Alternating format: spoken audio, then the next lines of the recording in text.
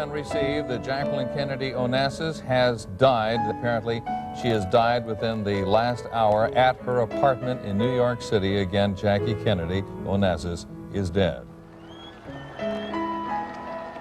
It was the final line in a long-running romance. For many Americans, she was the eternal First Lady. Elegant, cool, and a cut above the rest. I often think of what she said about Jack in December after he died. They made him a legend when he would have preferred to be a man. Jackie would have preferred to be just herself, but the world insisted that she be a legend too. Her legend was built upon the men she married and the silence she kept. She believed in dignity, and the only way you could have dignity was to have privacy. Now that she's died, those who are close to her are beginning to reveal the complex life behind that cultured image. First and last, I thought she was an actress, and a very good one.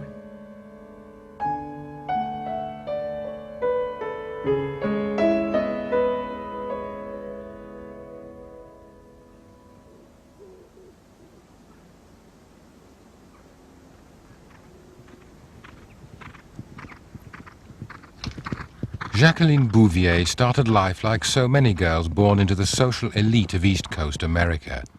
Big houses, private schools, and a passion for horses. She was beautifully mounted. She had awfully good horses. And she rode extremely well. And the horses went very well for her, and then she was as brave as a lioness. I can remember jumping places that I thought were pretty alarming, and she would say, safely on the other side, "Oh, Charlie, wasn't that thrilling?" Yes, it was thrilling, all right.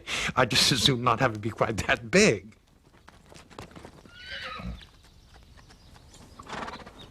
Jackie's father, John Vernon Bouvier III, was short of money, but fond of drink and women. My mother sometimes would refer to Mr. Bouvier, Jackie's father. She always called him Black Jack, and also they called him the Sheikh. Evidently, he was a very smooth character who made passes at the girls, very innocent girls, and he was rather dreaded. This photo of Black Jack Bouvier shows him holding hands with one woman, while his wife Janet, Jackie's mother, looks on unaware. The publication of the photo in the New York Daily News would be followed eventually by divorce.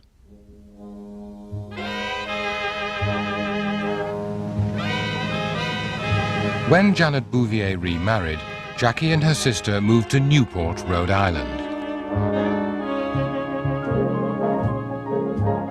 Her new stepfather was a successful Wall Street financier called Hugh D. Auchincloss. In 1947, Jackie was named Deb of the Year by one newspaper columnist, who described her as a regal brunette who has classic features and the daintiness of Dresden porcelain. A contemporary on the debutante circuit was Priscilla Macmillan. Well, she was a little bit too well dressed. I forgot what color she was wearing. The debutantes wore white, but she was stylish, even though she was only 16, or maybe because she... But if you were really upper drawer, top drawer, you were likely to be not glamorous. You might be pretty, and you might be well-dressed, but you weren't socially particularly precocious. You were just well-bred and nice, and rather laid back, and you didn't necessarily have clusters and clusters of boys around you. But Jackie did, and one who caught her eye was Jack Kennedy, already a senator for Massachusetts. The Kennedys were one of America's richest families, but it was money of a different sort. Instead of the old money respectability of the Auchinclosses, Jackie was brought head-to-head with the brash Irish energy of the Kennedys and their friends. Jack introduced his shy new girlfriend to his family clan in 1952 and proposed a year later. The man in this film, Paul Fay, was one of Jack's wartime friends. Well, I think that she had something that I don't think Jack had ever seen in any other women that he took out. Jackie had a certain elegance to her, a certain sophistication. She had a way about her that was absolutely, well, it was intriguing. I mean, when you met Jackie, she, in her very soft, kind of somewhat breathless way of speaking, and obviously she was madly in love with Jack just by her attitude being around him. And Jack, I think, was getting used to the idea that he was engaged and about to get married. And it was interesting to see how he responded. I mean, where he wanted to, you know, put his arms around her and kiss her, well, he didn't want to do it in front of me. He wanted, you know, he was trying to act like somebody that was madly in love with the girl, which he was, but he didn't want to make a display of it.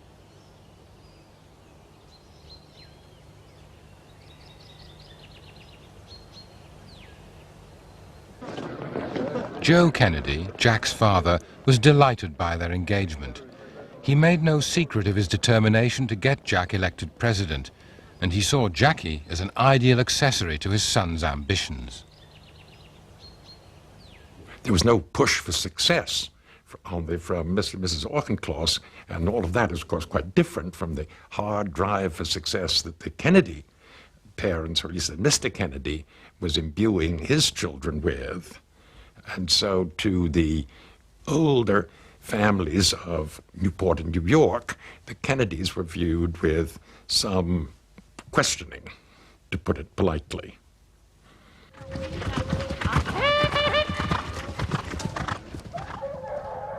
The culture clash between the East Coast hunting set and the fast-living Kennedys came to a head at a dinner to celebrate the engagement. Well, we were at the Clambake Club, and Hughie Auchincloss, the stepfather, was the host for the dinner. And so the first glass, and Jack asked me what the custom. I said, well, I know there's beautiful crystal glasses, but I said, historically the custom is you drink the first one and it's into the fireplace. Well, Jack said, first toast of the evening was, to my future bride, Jackie. And he drank down his toast and he said, we will not drink out of this glass again in respect to my future bride, in the fireplace. Well, all 18 glasses except one flew in there. Hughie Auchincloss's did not fly in there. And then the waiters came back in and replaced the glasses. And then Jack, he shouldn't have done it, but they poured the glass again. He said, I'm so moved on this occasion. Another toast to the bride-to-be, down and in the fireplace. Another. Well, the rest of the glasses that came in were just plain kitchen glasses, and that's what we drank the rest of the evening out of. Despite the tensions between the two families, the marriage was one of the social events of the year. Jackie was 24.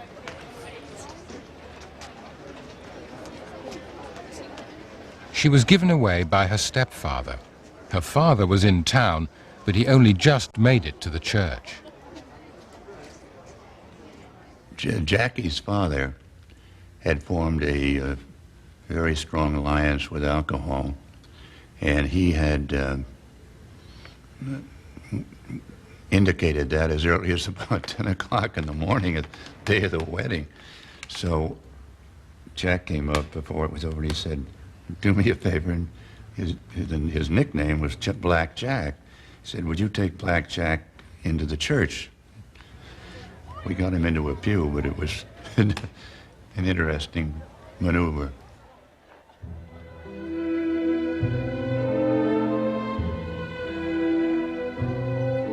It was a small glitch in a perfect day. For Jackie, the marriage appeared to offer the financial security and strong family ties that her own upbringing had lacked. For the Kennedy clan, she offered the stamp of social approval.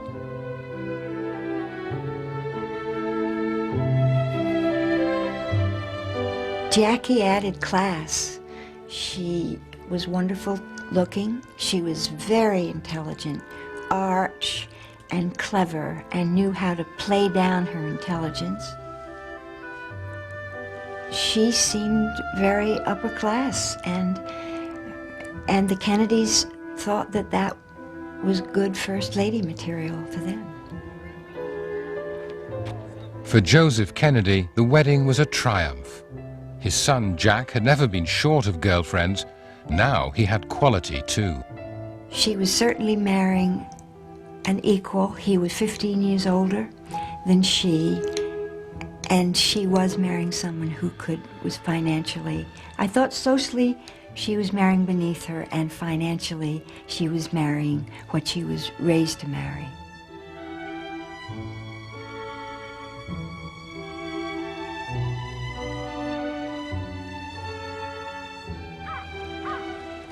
The ambitious young senator returned with his new wife to Washington. I'm told that all little boys have dreams. Some of them want to be policemen, others would like to be football stars, others would like to be a skipper on a Navy ship, others would like to be newspaper reporters, or perhaps a United States senator, or married to a most attractive bride. Senator John Kennedy of Massachusetts has accomplished all these things in his 36 years, except being a policeman. Are you there, Senator? Yes, right here, Mr. Morrow. Good evening, sir. Thank you. Good evening, Mrs. Kennedy. Good evening. I understand that the two of you had a very much publicized courtship. How did the two of you meet? We met at the house of a friend about 2 years ago. And you used to be a reporter, didn't you? Yes, I did. And you first met the senator when you interviewed him. Well, I interviewed him shortly after I met him. Well, now, which requires the most diplomacy? To interview senators or to be married to one? Well, I think Being married to one, I guess. Jackie appeared alongside her husband when required, but didn't enjoy the duties of a political wife. Jack, for his part, seemed to find it hard to settle into the role of a husband. The women chased him, I will say that. Half my time was spent with women calling to find out about him. Evelyn Lincoln was Jack Kennedy's secretary for over 10 years and handled all his personal affairs. I will say he did have some girlfriends. I won't commit myself.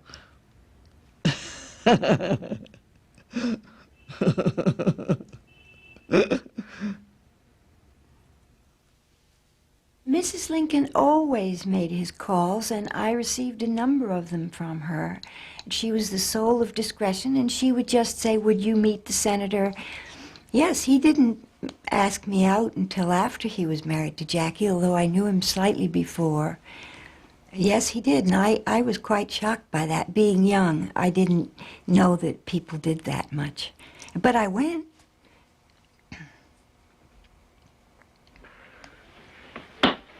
I had no idea myself that I was one of a cast of thousands that he was pursuing. I didn't have enough experience to realize how far-flung his interests were, and I don't know whether she knew that either. Intertwine the fingers a little. In 1956, Jackie and Jack were rumored to have separated. But Jack Kennedy was an ambitious Catholic politician, and he couldn't afford the scandal of a divorce. The separation had to be patched up quickly. I heard that the families got together. They brought Jackie's father into it, from what I heard, and it was agreed that Jackie would go back to Jack, but Jack would not fling his affairs in her face. Not that he might not roam, but he would not do so in a way that was humiliating to Jackie. With the marriage back together again, the Kennedys were about to embark on their greatest test yet, the race for the White House.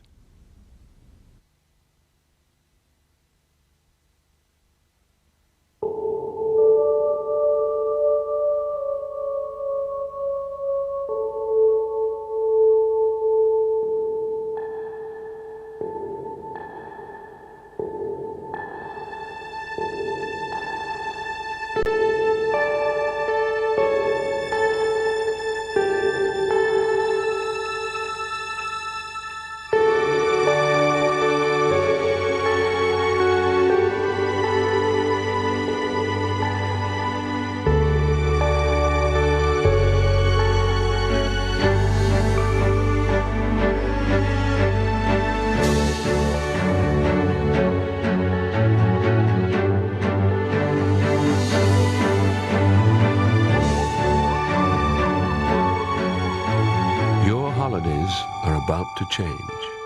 JMC are unwrapping the package holiday piece by piece. I see happy lambs. I see unwashed cars. I see grass growing.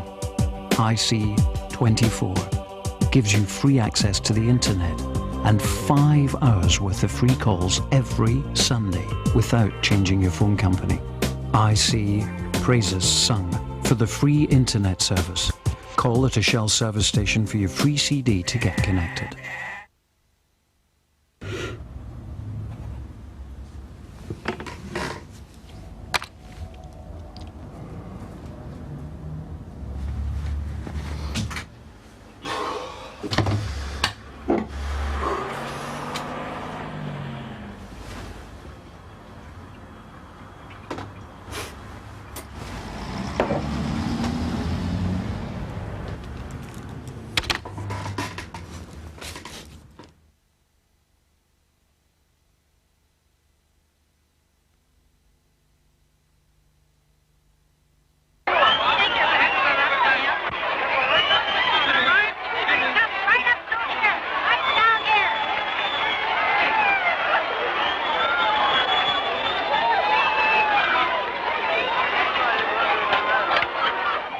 In 1960, Jack began his campaign for the White House. He was accompanied by a diffident Jackie.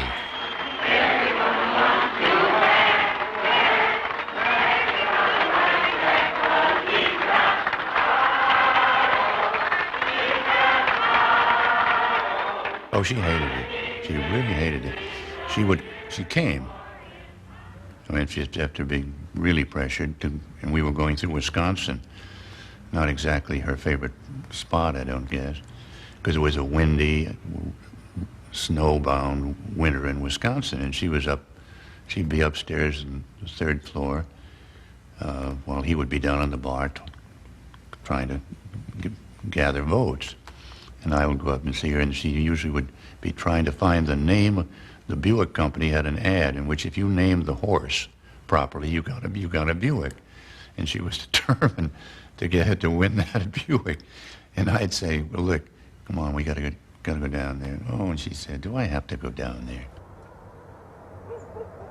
After Wisconsin, the campaign moved down to West Virginia, one of the poorest states in America. Kennedy knew he had to win it, but his advisors thought Jackie was a problem. We used to have breakfast at the Kanawha Hotel, where the headquarters was, every morning. And this one morning, I just decided that I had to speak up about this because I thought this woman was going to lose us votes. I feared she would be a disaster if she came into West Virginia because she seemed to me to be a pretty high tone for West Virginia. And they're going to be offended by someone in all these fancy clothes, designer clothes. In fact, Jackie turned out to be a big hit. There was one lady in particular I noticed that didn't have any shoes on. Well, nobody hadn't noticed, but and a short while after that you noticed that Jackie didn't have no shoes on. She had done kicked them off too, you know. And that people in West Virginia liked that. They sure did, because they figured there was some money woman coming in here that didn't care nothing about them and just wanted to get a vote or something, and that was it. But it didn't happen that way. People in West Virginia liked Jacqueline Kennedy. They sure did. My wife spent about 3 hours with her one night, and neither of us felt that she was highly sophisticated politically, but I think she was attuned to the role, to understanding the ceremonial role, and to understanding that how the appearance of the princess was important, and she had an understanding of how to play that part, an instinctive understanding of how to play that part. If I lost here, I'd find it extremely difficult to nominate. Jackie herself began to realize she was now a major political asset. And this gave her extra confidence. Did Mrs. Kennedy ever wish her husband weren't a busy candidate? In the beginning, I wished that. When I was first married, our life was almost as hectic as it is now. And I found it rather hard to adjust. But now I think politics is one of the most rewarding lives a woman can have. For real leadership in the 60s, help elect Senator John F. Kennedy president. The White House, Washington, D.C. The eyes of the world are turned on a new president who 6 weeks ago took on the free world's most awesome responsibility. On January the 20th, 1961, Jack Kennedy was inaugurated as the 35th President of the United States. A documentary maker was filming his progress to the White House. I proposed that when he moved into the White House, I go with him. One team with him, one team with his wife. That we see the White House as a working place through him and as a home through her. He called Jacqueline over and said what I would like to do. And Jacqueline, who had been so complimentary and warm, stiffened and said, "Nobody moves into the White House with me." And Kennedy's reaction was electric. He said, "Oh, of course not, of course not." And he sort of walked her away and calmed her down and came back to me and said, "Well, let's try The Office." The film was made on Jackie's terms, but the problem for the new president was finding the right job for his wife to do. He said, "You know, we have to find something for Jackie to do." And the White House was sort of run down. So he said, maybe she could restore the White House. Maybe that could be what she would do, because she couldn't just sit there. And so she was amenable to it and took it on and did a beautiful job.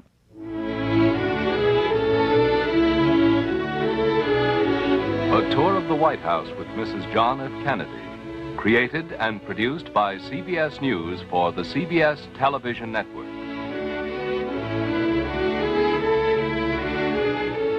The King of Saudi Arabia had been invited to a state dinner the night that she had made arrangements for a tour of the White House the same evening.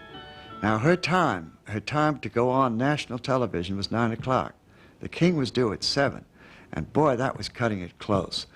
And the point is, he arrived on time, we served dinner on time, we had toasts and speeches, and they were, the last of them all were out at 9:15. And I stuck around for this fantastic performance. Oh, this has a very different feeling than the Red Room. Yes, it's blue, but you know, under President Monroe, it used to be red. The most fascinating thing is this pier table and bust. When we first came here and started searching for old things, we found the pier table in the carpenter shop where it was being used as a sawhorse. And we recognized it from old engravings. So we took us 6 weeks to restore it and put it back. And then in the men's room downstairs, we found that bust of Washington, which is very primitive. Yes, both sides of his face. There was no run-through beforehand, no rehearsal, no preparation. She just came right out and in an impromptu, informal, offhand way almost, went into the provenance of every chair of interest, of every painting. She spoke well, she dressed the camera, she knew her stuff, no hesitation. A great performance. Redecorating the White House wasn't the only thing Jackie enjoyed. She was also an enthusiastic buyer of fashionable clothes. Clothes meant everything to her. And Kennedy was very upset. He thought she spent too much money. And one day she said to me, he's told me how much money I can spend on clothes, but I've got a couple checks here. I wish you kind of pass them through, because I made all his checks, you know. I took care of his accounts. And so she said, would you slide these two through? Try to get, oh yes, she loved clothes. She loved very expensive things too. The public image of the White House was of a gathering of talent, a glittering Camelot. But behind the scenes, It was a continuous trade-off between her interests and his. One of his aides came in and said, Mr. President, you've got a problem here. You're supposed to meet with a ladies group in the Rose Garden. And Mrs. Kennedy won't do it. She says it's a political affair and she won't engage in political activities. So the president said to him, excuse me a minute, Roz, and he went out of the room, came back all smiles. And I said, what happened? Well, Jackie's going to do it. I said, what did it cost you? He said, it cost me 2 evenings at the Kennedy Center. So you see, they made these sort of trade-offs on things that each of them wanted to do and the other maybe didn't. At his 45th birthday party, one of Jack Kennedy's interests serenaded him. Happy birthday to you. Happy birthday to you. Happy birthday, Mr. President. Happy birthday to you. Jack Kennedy had continued to date other women throughout his presidency. Jackie had decided not to come to the party and had gone riding in Virginia. I can now retire from politics after having had Happy Birthday sung to me in such a sweet, wholesome way. Well, of course, towards the end, she saw other people, other men too. You know, the jet set, they have a life of their own.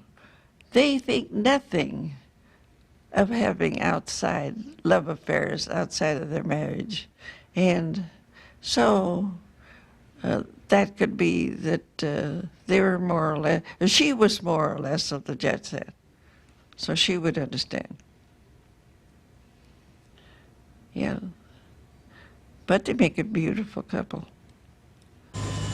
And that was what the world thought. A gilded couple. Powerful, elegant, and successful. What made sense of the contradictions were the 2 Kennedy children, Caroline and John.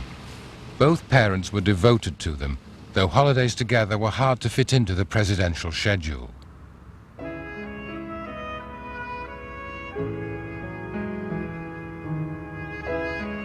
Then, in August 1963, a chain of remorseless tragedy began. First, Jackie gave birth to a premature boy who died after 3 days. To relieve her grief, Jackie's sister Lee invited her to Greece.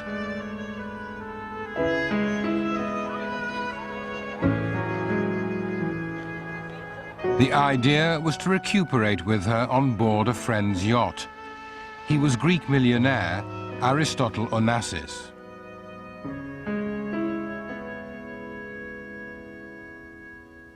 At first, Kennedy didn't like the idea. But then he thought that she maybe would do her some good. And so he said, okay, you can. And he sent Franklin D. Roosevelt over also at the time, so to make it more respectable. According to Mrs. Lincoln, that was the true start of Jackie's relationship with the Greek millionaire. That started Onassis fell for Jackie, and then it turned out that he became more than just a friend. But of course, that was in October 1963.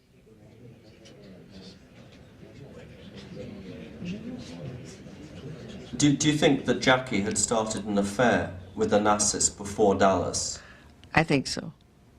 I think there was a little, yes. Mm-hmm. I think so. I would say so.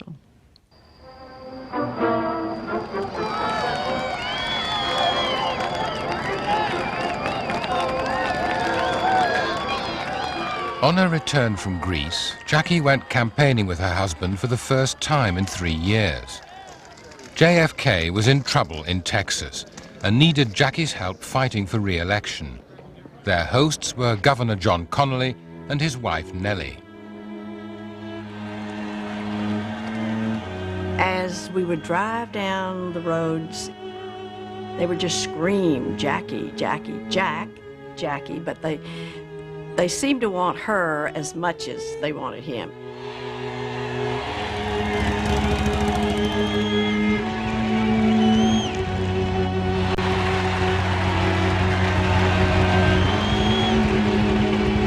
As we would drive along, the people were screaming and yelling, and you could hear Jack say, "Take your glasses off." And apparently she took them off, but then a little bit later she put them back on, and he said, "Take your glasses off." And another time he told her to take her gloves off.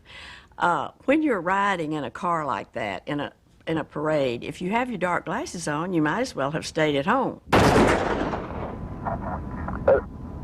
It appears as though something has happened in the motorcade route. Something, I repeat, has happened in the motorcade route.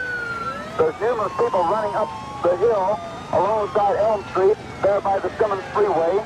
Several police officers are rushing up the hill at this time. Stand by just a moment, please. John, in front of him, turned around to see him and couldn't see him. So in the process of him turning to his left, he said he was hit by something that felt like somebody had just hit him as hard as they could with their doubled up fist. But I heard that second shot that hit John.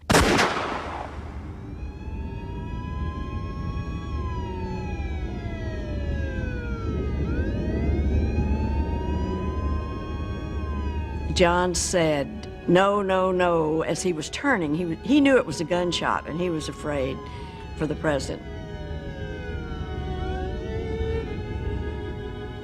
And then when he was hit, he said, "My God, they're going to kill us all."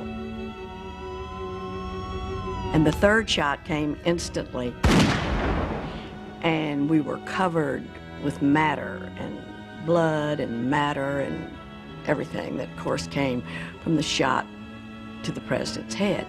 And then Miss Kennedy said, "I've got his brains in my hands."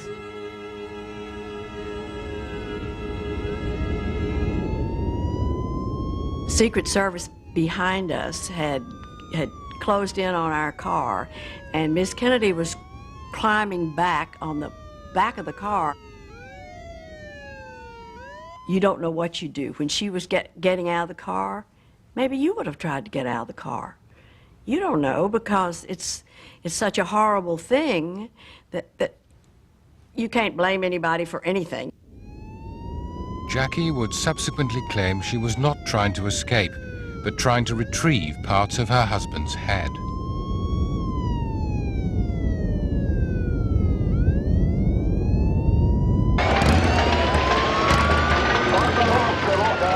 Shooting. Parkland Hospital has been advised to stand by for a severe gunshot wound. I repeat, a shooting in the motorcade in the downtown area. Parkland Hospital has been advised to stand by for a severe gunshot wound. And just now we've received reports here at Parkland that Governor Connolly was shot in the upper left chest, and the first unconfirmed reports say the president was hit in the head. That's an unconfirmed report that the president was hit in the head. You know, we got into that hospital, and they put Jack in trauma room 1 and John in trauma room 2, and somebody brought 2 chairs, and Jackie and I sat outside those 2 doors. We never said a word to each other. She knowing her husband was dead, me wondering if we could make it. But she was very strong, and very strong. She was a strong woman.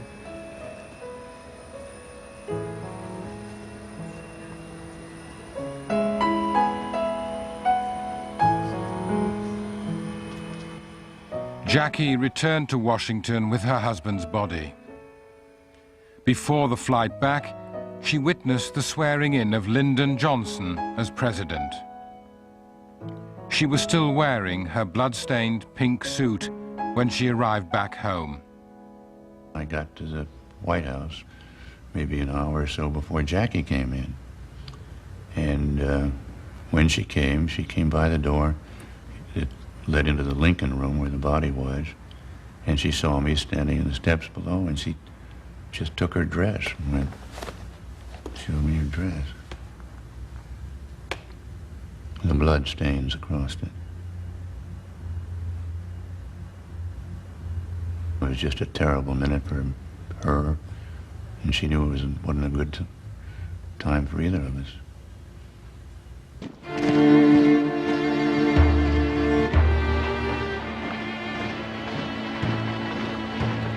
Jackie was the supreme authority. We set up a working room in the West Wing of the White House, and there were some very, very sensitive and difficult decisions. The first decision was, where should he be buried?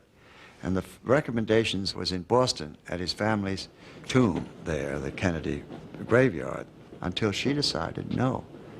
She sent word down that he was to be buried at Arlington. Throughout the next 4 days, Jackie became the symbol at once of the nation's grief and the nation's pride.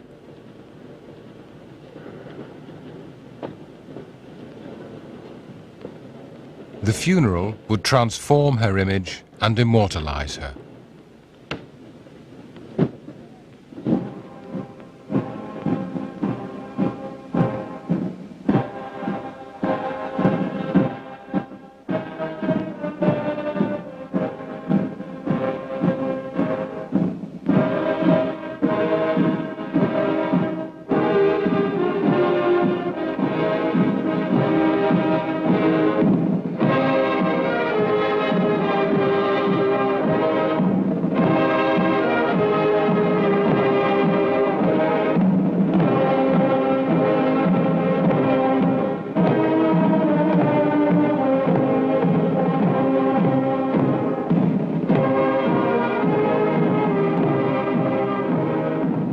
A few days later, an insight into Jackie's turmoil and suffering was revealed by her daughter Caroline to her teacher. I hear Caroline saying, in almost a stage whisper, "My mummy cries all the time." And I at first thought, I will ignore that. I will just go on with the story, which I did, only to hear her repeat it. And so I said to her, "Caroline, we'll talk about that later." "Yes, we will." And so after class was over and the other children left, I sat with Caroline and I said, "Now I know you want to talk about your mummy crying as she does." And she said, "Every morning when I go in and get in bed with Mommy, she's crying."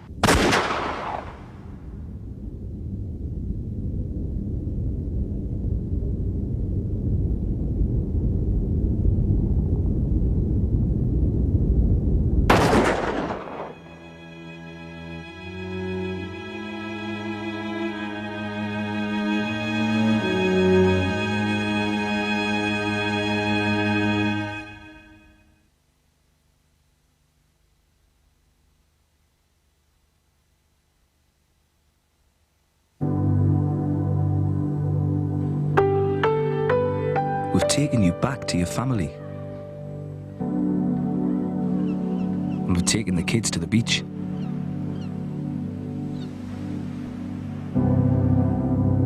We've taken you to work in the morning.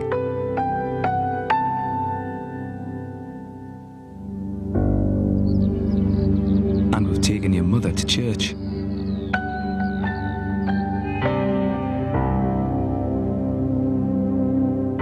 We've taken you on your holidays.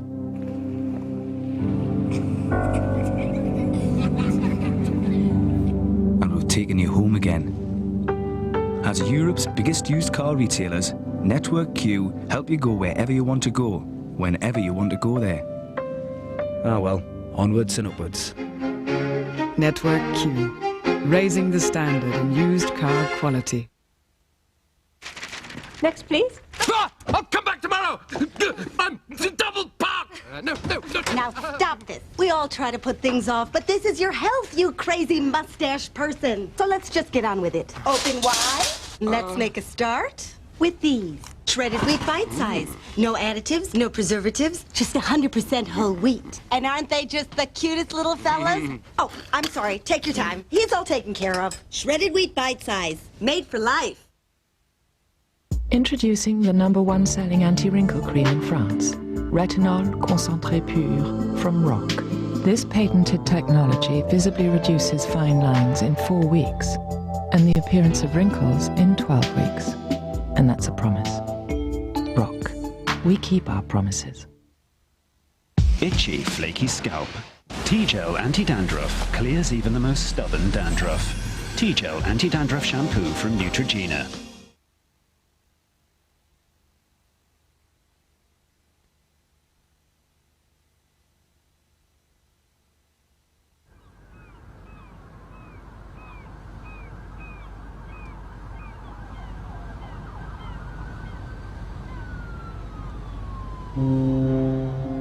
In 1964, Jackie went to New York to escape the grief and publicity that her husband's death had brought her.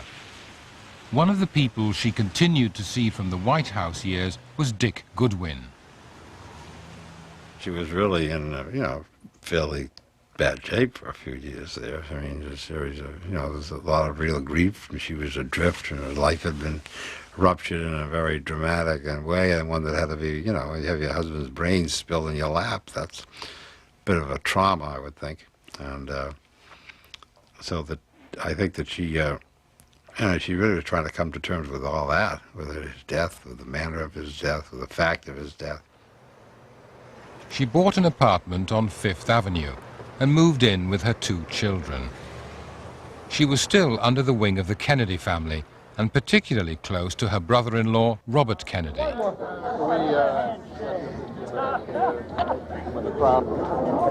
You see, she had relied on Robert Kennedy for so much support. Whenever she'd go into a decline or a slump, he'd go and buck her up. And she was constantly in his company here in New York. He was a senator from New York, and the number of times when I went out with Jackie, Robert Kennedy would go along. And she put tremendous reliance on his support, not only physical, but, emotional and psychological. Could we just look this way for a minute and get both of you? Jackie rarely made public appearances. When she did, it was to remind the world of her husband. Well, I don't think people should forget President Kennedy. And all this effort that was made for 2.5 years. Is it just going to be forgotten or ended? Or is some way going to be found to make it keep going? And some seed that he planted? Maybe it'll be taken up by a young boy who'll be like he was at Harvard in his days. After all, that's when he wrote Why England Slept. That's when he sort of started. And maybe you'll plant a seed somewhere, then someone else like President Kennedy will come along. And those are the kind of men who are going to save the world. An early candidate for that role was Bobby Kennedy, who ran for president in 1968.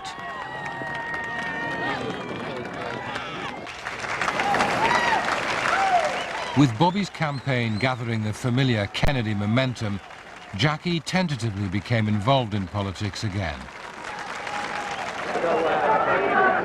My thanks to all of you, and now it's on to Chicago, and let's win there. On the evening of June the 5th, Jackie went to a fundraising dinner with another long-standing friend. And after we'd been to this fundraiser, and she signed all kinds of autographs and generally, made herself desirable to the people who were there and helped get subscriptions, I took her home about 11:30, and about 2:30, I turned on the radio and found that Robert Kennedy had been shot. Get the gun! Get the gun! Get the gun! Stay away from the gun! Get the gun! Stay away from the gun! His hand is frozen. Get his thumb! Get his thumb! Get his thumb! Take a hold of his thumb and break it if you have to. Get his thumb!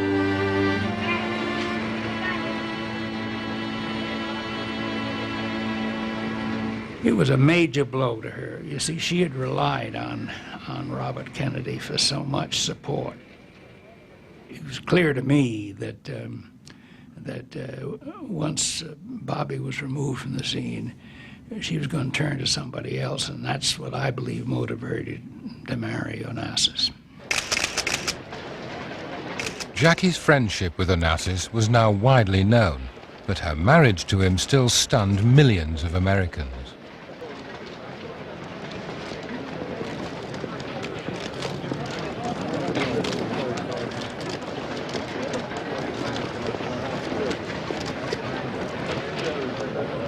She had the image in the United States of a dream girl, a princess, the Lady of Camelot. And for her to marry this gnome-like billionaire turned off Americans, turned off the Kennedys. He was not a handsome man. He was an ugly man. And to marry a princess with an ugly man was kind of like the fairy tale about the Princess and the Frog.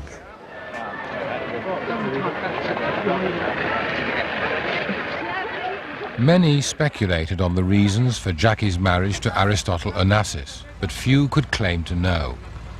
Even her closest family say she never discussed it. You had learned a long time ago that unless she wanted to discuss something with you and bring it up herself, which in this case she didn't, you wouldn't ask her. It was a rather strange situation to know about, you know, that it was not, to me, particularly natural. But I can see, the older I get, you know, how important it was for her to not let anybody in when she didn't want them in. The probable explanation is that Jackie now needed someone rich enough to provide her with total privacy. That's what Onassis once told Jack Anderson. She had complained petulantly when they were courting that marriage would alienate the Kennedys and she would lose all their financial support, and she needed financial support, and she wanted, therefore, prenuptial agreement. So prenuptial agreement was, he said, negotiated. And he said the negotiations were something like, well, I remember him using the term, he said, I felt like I was buying a prize horse. I mean, money always represented a certain kind of security. She didn't have much money of her own. Her children had a lot of money. You know, she was a woman of modest means with very wealthy children, because under all the terms of the Kennedy family trust, the money went down the blood lines. They didn't go to wives. The rare glimpses of Jackie's private life come from her friends' movies. Jackie'd received $2 million on getting married, plus a monthly allowance of $30,000. But she didn't repay her new husband with her company. She spent more and more time in New York with her children and friends like Andy Warhol. Aristotle Onassis grew disenchanted as he disclosed to one of Jackie's close friends. Came from the office, and I went up, stopped in, and I asked Harry if I could borrow a coat from him. He said, sure, come on. He took me upstairs, and while we're talking, I said, well, how's it going? And he said, no, we're just going through the motions.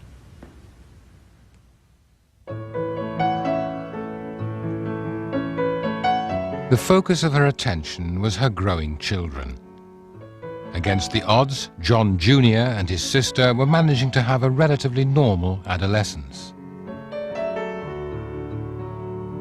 She wanted them to have as much as possible a normal sort of upbringing, and it's just hard when every time you walk back and forth from school in New York, you're passing newsstands with big cover pictures of your father, or you maybe as a little kid, or your mother. So she tried to keep as much of it away as she could. But as a matter of fact, they managed to lead, if you go back, a fairly private life. These films also showed Jackie enjoying life like anyone else on the streets of New York. But there was another side which Aristotle Onassis revealed to Jack Anderson. She spent money wildly, like water, as long as it wasn't her money. But any money of her own, she deposited in bank accounts, we found out. She hoarded it, squirreled it away, stashed it away. She behaved, her attitude toward money was so obsessive that there has to be some kind of a psychological explanation. Whatever that explanation, Onassis was growing impatient with his absent, wayward wife. Aristotle Onassis was deeply concerned about her extravagance and wanted to talk to me about it. It was clear that he was planning to divorce her, and he was preparing the groundwork, and he provided us with contracts, with witnesses, so we had his side of the story. We had trouble getting her side. But we were able to confirm that she indeed had spent fabulous amounts of money, charged these expenses to Onassis, banked the money that she received from Onassis, that she had indeed bought designer clothes, other expensive clothing, which she had never worn, then turned around and sold them to exclusive stores and banked the money that she got for the clothes. Essentially, she was defrauding her husband. Aristotle Onassis died before the dispute could go any further. Under the terms of the prenuptial agreement, Jackie was now entitled to $20 million from his estate.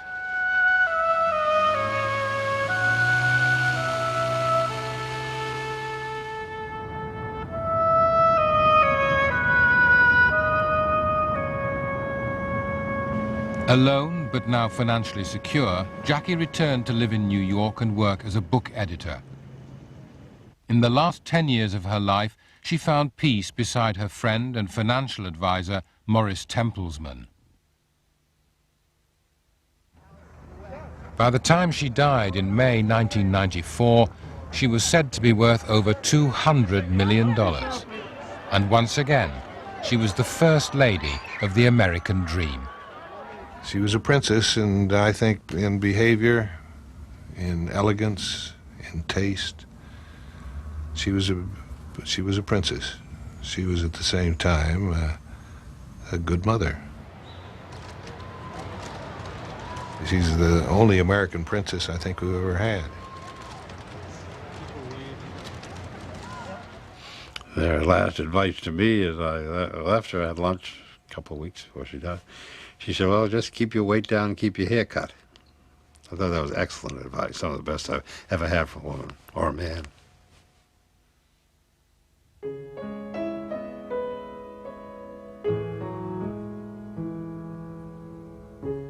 She was laid to rest in Arlington, Virginia, alongside her first husband. His memorial stone was moved to one side to make room for hers. On her own memorial, the names which marked her life: Jacqueline, Bouvier, Kennedy, Onassis. She was 64.